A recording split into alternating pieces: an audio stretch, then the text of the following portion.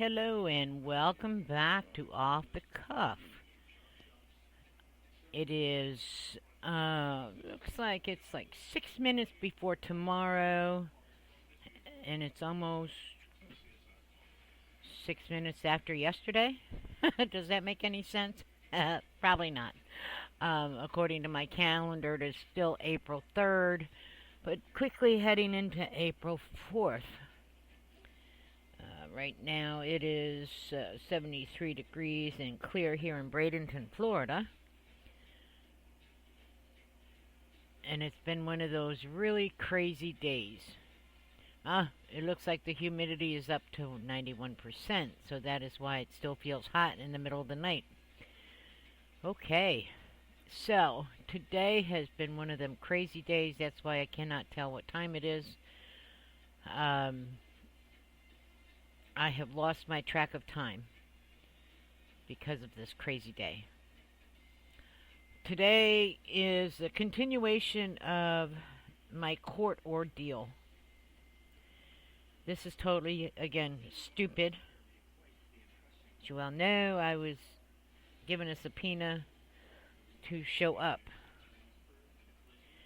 Oh yeah, I showed up. I was there. And I went there, and they didn't need me. At least not today. Which I had canceled several appointments just to be there for them to tell me I didn't have to be there. Not today. So they said, call us tomorrow. Now this is supposed to go on again for 2 weeks. I'm dreading this already. I don't have 2 weeks worth of clothing to keep changing. It's going to drive me batty. But anyhow, I went to court, was not even there an hour. My neighbor and I, we went together. And we showed up. Yeah, I think the defendant showed up with his clan from Kentucky. They all came down. If anything, out of all this, they had a nice family reunion. So, and they're all parked up and down our street.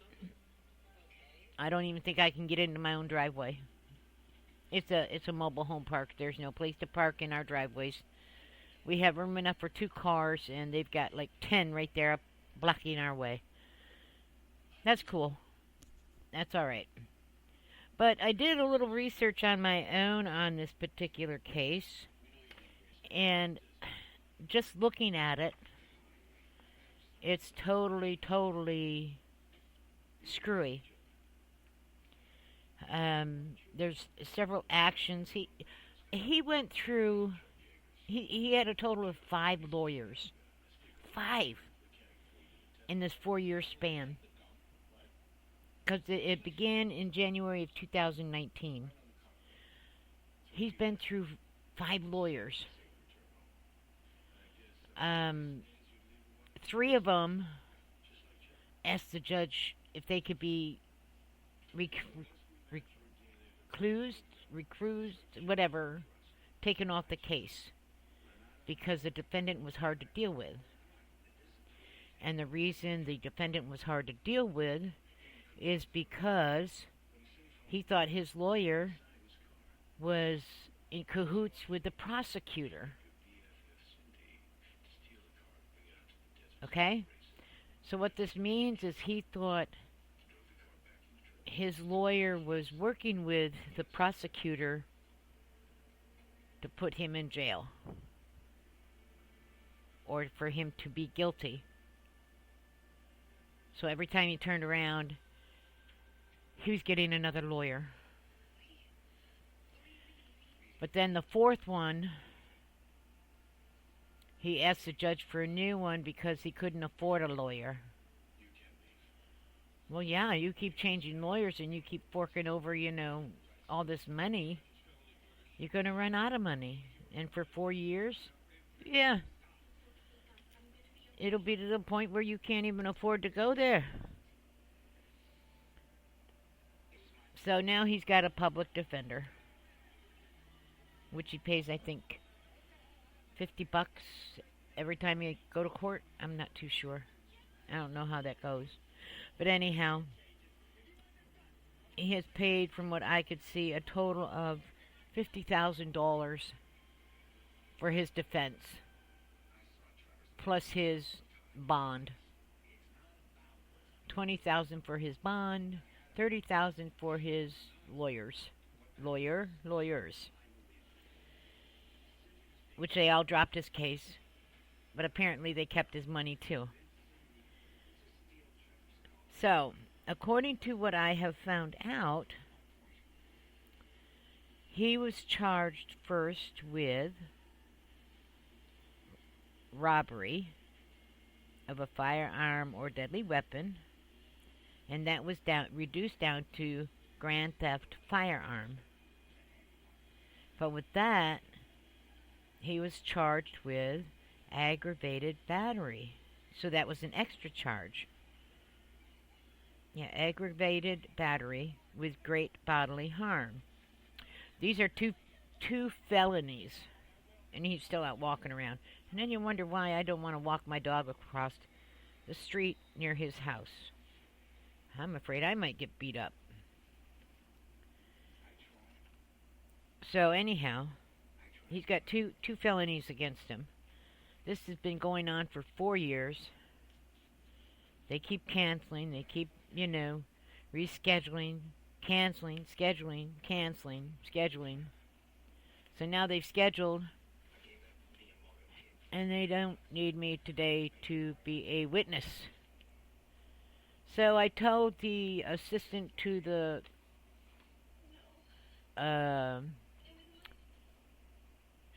public defender that this was totally asinine. I said, I don't even know why I'm here. I really don't. I said, I didn't see anything. And she says, I agree with you totally. But, we have to go by what is needed. I said, all right. But, I'm just not happy. Just not happy. I even told my neighbor who had to go. And she didn't see a thing because she was out of town. Beat that. And they say she still has to show up. Doesn't make sense to me. But listen, I found this letter that he wrote to somebody at the court. It's 4.5 pages long. I'm not going to read it all. I'm just going to read bits and pieces. But it's 4.5 pages long, describing what had happened. But he says he's not guilty. So, here's how it starts out. It says, hello, my name is... I'm not going to say his name. I have got myself in a very bad situation. No fooling, guy. No fooling. He continues to say, I have a place in Bradenton, Florida, and his spelling or his English is atrocious. The punctuation is bad. The grammar is horrible. So I'm going to do the best I can with trying to understand what he's trying to say. So as I continue, it says, my street was infested with drug dealers and a drunk. Okay, there's no period there, so I'm going to continue on. By poor management of the office, they moved in a heroin dealer and on one side of me, and an out-of-control alcoholic across the street. So naturally, the dealer and the alcoholic went to war, from I'm reading here. So then the alcoholic neighbor got into the fist fight with the drug dealer and got knocked out. Got knocked unconscious in the middle of the street. So he's saying when all my neighbors would not get involved, he had this, the drunk had his friend come and terrorize the street on his motorcycle several times a day.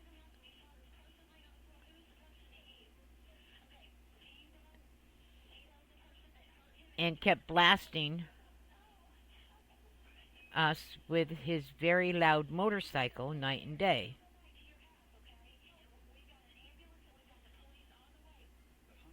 And he continues to say that everybody says that he's a meth addict. It was disrespectful. Now I'm going to stop there for just a moment. I have to kind of disagree with him on what he's saying because he's got one of these Corvettes. I think it's a Corvette. I'm not too sure. It's a red car that, the top comes down and has no muffler. So periodically, he will start this car up. And it has this terrible, terrible noise. Like it's dying. Irritating. But also, he has a motorcycle. And he goes up and down the street. Again. So he has no room to talk on the noise that our neighborhood has. So anyhow, sorry for my antics, but it had to be. So he says he confronted and told him that he and his neighbors would, let's see, I can't, he and his neighbors would take no more. We would take no more.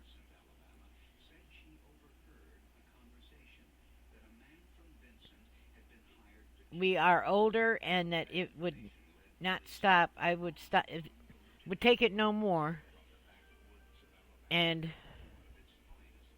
that if he didn't stop, he would stop. I would stop him myself.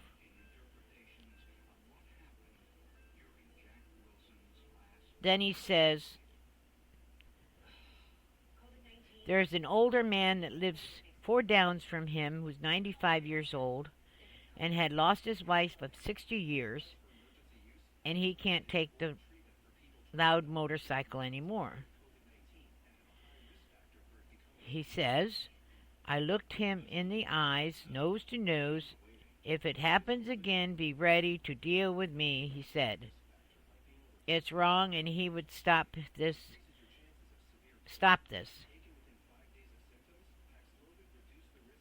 And he gives a couple of dates of when this was supposed to happen. So he continues to go back and forth to Kentucky to do some jobs with his family and come back, and then he asked if this was continuing on. It was still continuing on. We blew it off. We just said, forget it. It's going to happen no matter what. The dude was trying to irritate the drug dealer. Okay. So he comes back, and so he said, well, I tried to stop it. The dude flipped me off. And so he went to this other dude, the drunk, and told him. Now, remind you, this is all in this letter. He told the drunk. He knocked on the drunk's door and asked him to get him to stop. He was very drunk, and he said it's not going to stop till he, the defendant, mans up and stops him himself. He called him a hypocrite, okay, to complain about the drug dealer having this clown do this to us. So he said, grow a set of whatever, and man up, like I said. Like I said, I slammed the door, and he slammed the door in his face.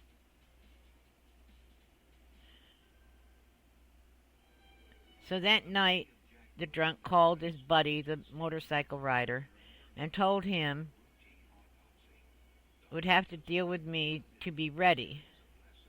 So the dude got a fair warning that this defendant is going to come and whoop his ass.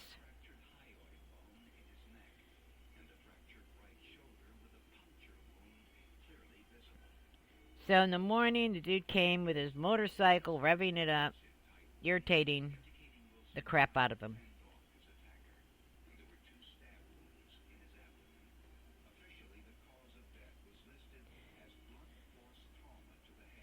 He said he told himself he might bully the seniors, but not going to let it happen again. So he got in his truck to confront him. He was on his way back to hit us again. I stopped in the road and kept my word, pushed him off his bike, the bike between his legs, and we fought. He immediately went for a weapon in his waistband. I slapped it to the ground. We fought, trading punches. I got the best of him. He's a 140-pound meth head. So the neighbors broke us up, people who live on my street. He says he realized it was a setup between the drunk and this other guy. And this other neighbor got in his face and got some separation between them and told him that this motorcycle guy and this drunk set him up.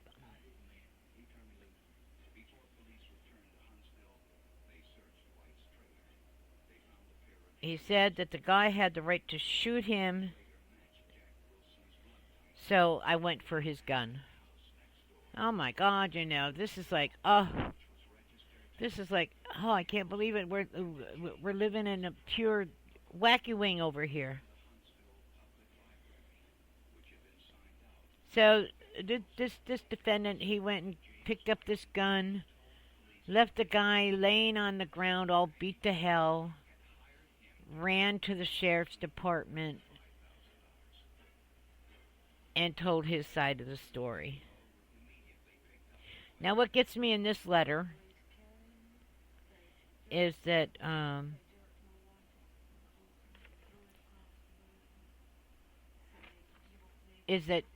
he downgrades a lot of people. And I felt insulted. I really did. Because I'm a renter. I don't own my home here. A lot of people own their home. But he writes, the people that live in this park are renters or rejects from their own family. Rejects from their own family. So I got to thinking about that statement too. Well, take a look at your family, buddy. They come down to see you once a year. Your father lives in another county and another town. He doesn't even come and see you. But you're calling us rejects? And then he says, who don't want to pay the association payments? Listen, I pay my rent every single month. I don't know who the hell he thinks he is. He's just some blowhard to me right now. And he has just, is this a payback because I didn't stick up for him? He has to ruin my week? But anyhow, this is the way his letter goes. All for the 4 pages. He's had to pay $30,000 here. He's had to pay $20,000 here, and this lawyer did this to him there, and it's like, Dude, you fessed up. You admitted that you did something to the guy. Take the brunt. Take a deal. Leave us alone. Come on. Let me get my life back. Let me be alone. I didn't ask for this. Anyway, so it is now tomorrow, and we are 14 minutes behind yesterday, which is good. So maybe right now or maybe today will be a better day than what it was yesterday. What do you think? I'm hoping. I'm really hoping. Maybe the rest of the week will go better for me. I really am hoping. I'm going to go see if I can get some more sleep. I've slept most of my day away because I just didn't want to deal with the rest of the day. I'll call the lawyer in the morning to see if I have to go in. If I don't have to go in, then I'm going to plan my day accordingly. Pray to God that I get something done. Maybe I'll go outside. Maybe I won't. I've been threatening to make some apple crisp this week. Maybe that's what I'll do tomorrow. We'll have to see. Okay, you all have a good evening and a good day. Maybe I'll get you back out there again in a couple of days. Thanks for listening. Sorry you have to listen to all my woes. I'll probably think of something that'll be nice to say in the next few days. Okay, thanks. Bye-bye.